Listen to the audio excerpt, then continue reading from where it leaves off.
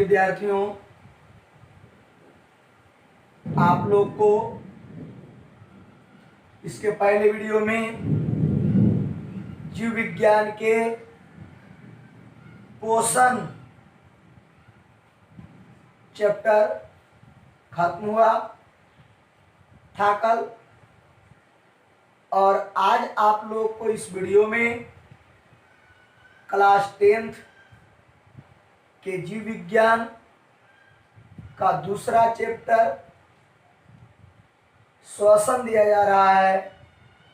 आप लोग के पीछे और पहले वाले ही वीडियो में दे दिया गया था कि जैव प्रकर्म का 4 भाग में बांट दिया गया है। कुछ किताबों में इस जैव प्रकर्म के 4 अध्याय बना दिया गया है। पोषण, श्वसन, परिवहन, उत्सर्जन, ये चारों अध्याय पढ़ लेंगे तब जैव प्रकर्म की पूर्णता प्राप्त हो जाती है। तो आइए हम लोग जैव प्रकर्म का दूसरा भाग होता है, वह है श्वसन। आप लोग पीछे वाले चैप्टर में प्रारंभ किया था पोषण कि मनुष्य हो या अन्य सजीव हो, सभी की ऊर्जा की आवश्यकता होती है, और ऊर्जा प्राप्त होता है तो मुख्य रूप से भोजन से, क्योंकि हम कोई भी काम करते हैं तो उसके लिए भोजन की आवश्यकता होती है। आपको संक्षेप में बताए थे, खाते हैं कमाने के लिए और कमाते हैं खाने के लिए। आइए आज हम लोग श्वसन से संबंधित परिभाषाओं को जानेंगे, समझेंगे। पोषण से थोड़ा अलग रहेगा। इसमें आपका जो भोजन है उसका ऑक्सीकरण होना होता है। ऑक्सीकरण, वहां पर खाना, यहाँ पर पचाना, अगला में पहुंचना, तो उसका अंतिम चैप्टर उत्सर्जन मतलब निकालना। तो यहां पर भोजन का पाचन से जो ऊर्जा मिलती है उस ऊर्जा को अनवरत ऊर्जा कहते हैं। इस शरीर के लिए अनवरत ऊर्जा की आवश्यकता है। लोग कहते हैं 2 रोटी खाते हैं, खाने से नहीं झड़ता है। 2 रोटी कितने कोठी खा लिया जाता है, नहीं झड़ता है तो उसका अनाज गया कहाँ। इस शब्द से यह अर्थ है कि इस शरीर के लिए कितना ऊर्जा की आवश्यकता है उसे हम निर्धारित पूर्ण रूप से अपने पूरे जीवन काल के बारे में नहीं कर सकते हैं। परिभाषा में यह सब जुटेगा, अनवरत ऊर्जा की आवश्यकता होती है। इस भोजन का मुख्य अवयव में ग्लूकोज सबसे प्रमुख माना जाता है। ग्लूकोज, आपने प्रकाश संश्लेषण क्रिया पढ़ा था, उस प्रकाश संश्लेषण क्रिया में ग्लूकोज का अणुसूत्र, रासायनिक सूत्र बताए थे, C6H12O6। विद्यार्थी, आज भोजन के रूप में जब उसको लेंगे, वह ग्लूकोज जब हमारे शरीर में आएगा तब उसी ग्लूकोज के ऑक्सीकरण होगा, टूटना होगा, और टूटने से जैविक ऊर्जा, जिसको 9th क्लास में आपने पढ़ा था, एटीपी एडिनोसिन ट्राइफॉस्फेट बनता है, और उसी ऊर्जा की मदद से हम कार्य करते हैं। यानी हमारे कार्य में उस जैविक ऊर्जा खर्च होती है। और वह जैविक ऊर्जा बन रहा है किससे से? तो भोजन से। भोजन से पहले वो ग्लूकोज में रूपांतरण और ग्लूकोज के विखंडन। इस चैप्टर में हम लोग मुख्य रूप से ग्लूकोज से संबंधित बातों को पढ़ेंगे। तो ये परिभाषा में जब हम लोग जोड़ेंगे तो इन शब्दों को याद रहे कि हमारे शरीर के लिए अनवरत ऊर्जा की आवश्यकता होती है।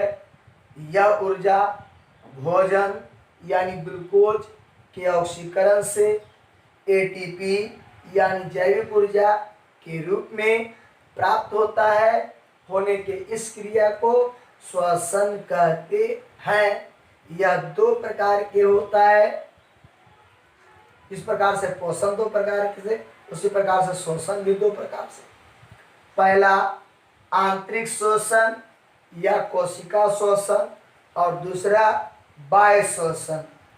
जब ग्लूकोज का ऑक्सीकरण कोशिका के अंदर होती है तो उसे आंतरिक शोषण कहते हैं और इसे भी दो भागों में बांटा गया है,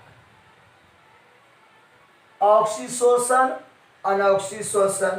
कुछ किताबों में इसी को वायवीय शोषण और अवायवीय शोषण लिखा रहता है। जब ग्लूकोज का ऑक्सीकरण वायु की उपस्थिति में और माइटोकॉन्ड्रिया की मदद से होती है तो उसे ऑक्सीशोषण, वायवीय शोषण कहते हैं। और जब ग्लूकोज का ऑक्सीकरण वायु की उपस्थिति में नहीं, अनुपस्थिति में हो और माइटोकॉन्ड्रिया की मदद से नहीं हो तो उसे अनॉक्सीशोषण कहते हैं। तो विद्यार्थी, ऑक्सीशोषण और अनॉक्सीशोषण आपको जंतुओं में, पौधों में यहाँ पर बताया जाएगा। तो सबसे पहले अब हम लोग श्वसन को परिभाषित करते हैं। ध्यान से सुनें। देखिए विद्यार्थी, आपके सामने अध्याय 2 बायोलॉजी यानी जीव विज्ञान क्लास 10th पौधे और प्राणियों में श्वसन, respiration in plants and animals. परिभाषा जो क्वेश्चन हम बनाए हैं इसमें 3 क्वेश्चन को एक साथ जोड़ दिए हैं। श्वसन किसे कहते हैं यानी श्वसन का परिभाषा, यह कितने प्रकार के होता है, श्वसन कितने प्रकार के होता है, प्रत्येक का वर्णन करें, मतलब उसके प्रकार को भी डिफिनेशन दें। तो आइए, जैसे अभी आपको पहले परिभाषा में बताए, समझाए एक एक वर्ड करके, उसी प्रकार से यहाँ सजा कर लिखा गया है।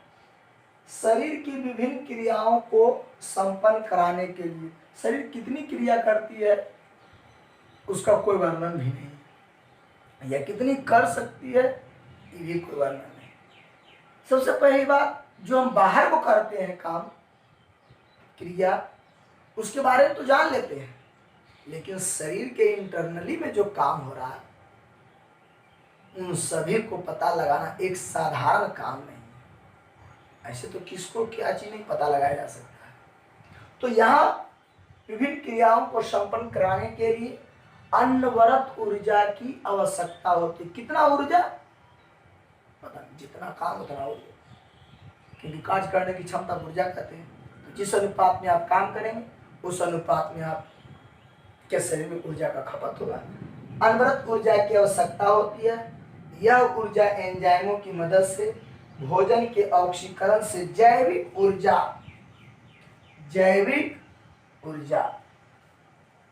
के रूप में प्राप्त होता है। इसी ऊर्जा की मदद से, एटीपी की मदद से हम लोग को शरीर में कार्य करने की क्षमता होती है। जब भोजन का ऑक्सीकरण हो जाता है, जैविक ऊर्जा प्राप्त हो जाती है, तब उस क्रिया को श्वसन कहते हैं। पैराग्राफ मैंने चेंज किया। श्वसन 2 प्रकार के होता है, इसका जवाब मिला और इसका भी जवाब मिला कि कितने प्रकार के होता है, तो 2 प्रकार के होता है। कौन कौन? आंतरिक श्वसन या कोशिका श्वसन और बाह्य श्वसन।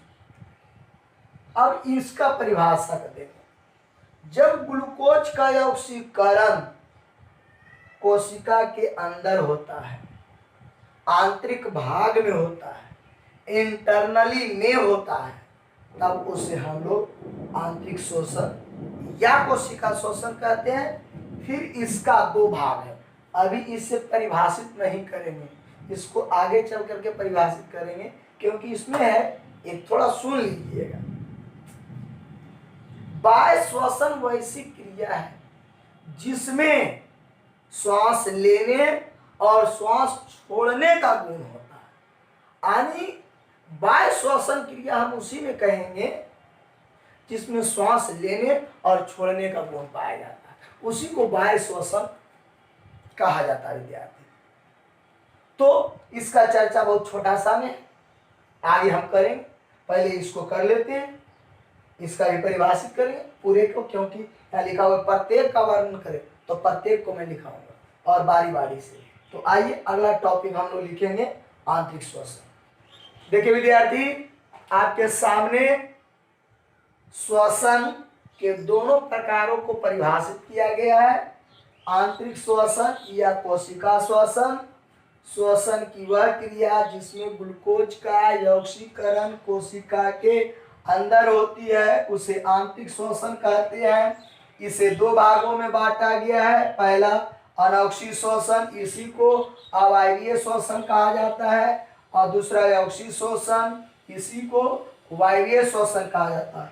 बाह्य श्वसन क्रिया जिस जंतु एवं पौधे में ऑक्सी श्वसन की क्रिया होती है, उसमें सांस लेने और छोड़ने की क्रिया पाई जाती है, जिसे बाह्य श्वसन के नाम से या बाह्य श्वसन कहते हैं। तो हम लोग श्वसन का परिभाषा, श्वसन के प्रकार और उनके प्रकारों का वर्णन किया गया है। अब आइए हम लोग अनॉक्सी श्वसन क्रिया के परिभाषा और रासायनिक समीकरण के बारे में जानेंगे। तो सुनिएगा गौर से। अनॉक्सी श्वसन की क्रिया, श्वसन की वह क्रिया जिसमें ग्लूकोज का ऑक्सीकरण कोशिका के अंदर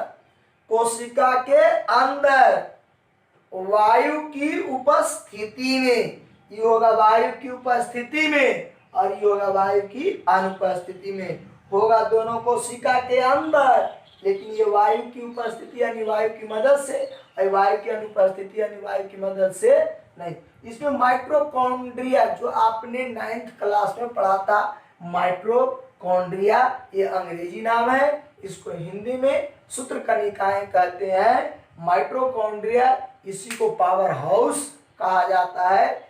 यह शरीर के अंदर ऊर्जा संचयन क्षेत्र यानी ऊर्जा को संचित जमा रखने का काम करता है, इसलिए इसको पावर हाउस के नाम से जाना जाता है। हिंदी में इसको ऊर्जा केंद्र कहते हैं। शरीर के अंदर ऊर्जा केंद्र किसको कहा जाता है? तो माइटोकॉन्ड्रिया यानी सूत्रकणिका को।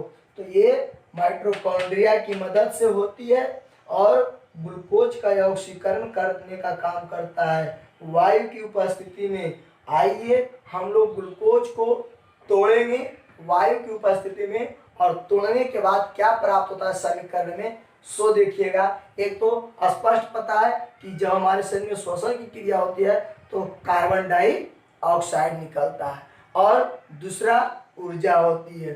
तो ये दो तो कंफर्म हो गया कि जब ग्लूकोज का ऑक्सीकरण होगा तो कार्बन डाइऑक्साइड निकलेगा, जो हम लोग श्वास छोड़ने के गुण में पाया जाएगा, है न। और विद्यार्थी, जब शरीर में ग्लूकोज का ऑक्सीकरण होगा तब कार्य करने की क्षमता मिलेगा, यानी ग्लूकोज के ऑक्सीकरण से एटीपी का बनना अनिवार्य है। तो यह क्रिया वायु की उपस्थिति में होगा और यह क्रिया वायु की अनुपस्थिति में होगा। दोनों को अंतर भी हम लोग लिख सकते हैं। आइए देखिए विद्यार्थी, अनॉक्सी श्वसन क्रिया का परिभाषित किया गया है, आप ध्यान से सुनेंगे।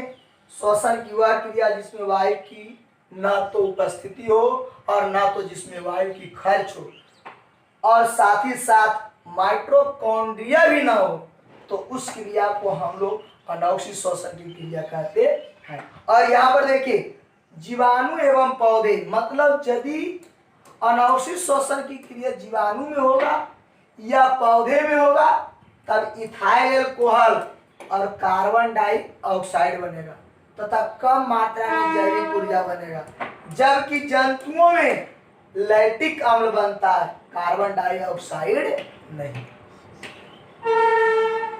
कार्बन डाइऑक्साइड नहीं। विद्यार्थी इस क्वेश्चन को इस प्रकार से भी कहा जाता है कि उस श्वसन की क्रिया को वर्णन करें जिसमें एल्कोहल का बनना होता है। तो जब एल्कोहल का बनना होता है और उस क्रिया का वर्णन करने के लिए कह रहा है तो आपको पता होगा यहाँ से कि एल्कोहल किस रासायनिक किस श्वसन क्रिया में बन रहा है, तो अनौक्षी श्वसन की क्रिया में। यानी क्वेश्चन का बोर्ड अलग, आंसर एक ही है।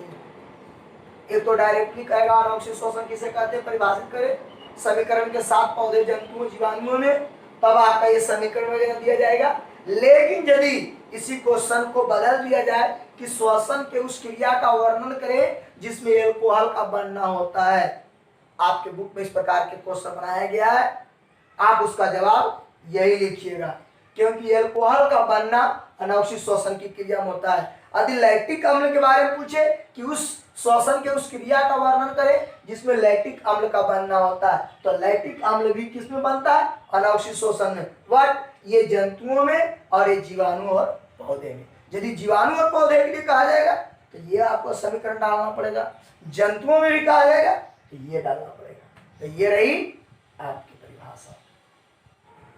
देखिए विद्यार्थी, आपके सामने अब अवशिष्ट श्वसन की क्रिया को परिभाषित किया गया है कि श्वसन की वह क्रिया जिसमें ग्लूकोज का ऑक्सीकरण वायु या ऑक्सीजन की उपस्थिति में माइटोकॉन्ड्रिया की मदद से होती है तो उसे अवशिष्ट श्वसन कहते हैं। और इसका समीकरण देखिए कि ग्लूकोज है, ऑक्सीजन या वायु की उपस्थिति है, श्वसन हो रहा है, कार्बन डाइऑक्साइड बन रहा है और ये जल बन रहा है और ये 38 एटीपी मैक्सिमम ऊर्जा है।